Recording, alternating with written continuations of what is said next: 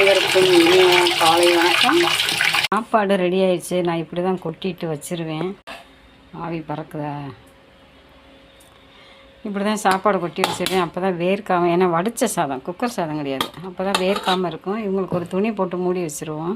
பாருங்க, இப்படி தான் துணியை போட்டு மூடி வச்சுருவோம். முள்ளங்கி சாம்பார் ரெடி. கரெக்டாக தான் இருக்குது. பருப்பு வேகலைன்னு நினைக்காதீங்க. இப்போ இருக்க சுட வைப்போம்.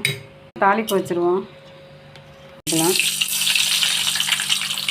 ஒரே ஒரு வத்தல் போட்டிருக்கேன். வெங்காயம் போட்டுக்கிடுவோம்.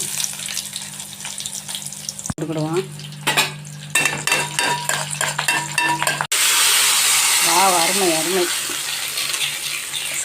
சும்மா கம்மன் மணக்குதுங்க.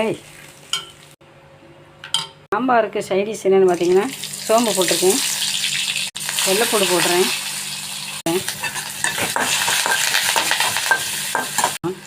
என்னென்னு பாருங்கள், உருளைக்கிழங்கு வறுவல், கொஞ்சம் மிளகாய் பொடி போட்டுக்கிடுவோம்,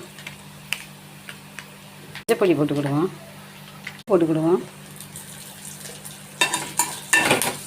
உருளைக்கிழங்கு வறுவல். நீங்கள் ஆஜரா குட்டி சொன்ன மாதிரி சிக்கன் வறுக்கிறேன், உருளைக்கிழங்குன்னு சொல்லிச்சு இன்றைக்கி. ஆனால் உண்மையிலே உருளைக்கிழங்கு வறுத்துக்கிட்டு இருக்கேன். ஆஜரா போட்டுக்கிடுவோம்.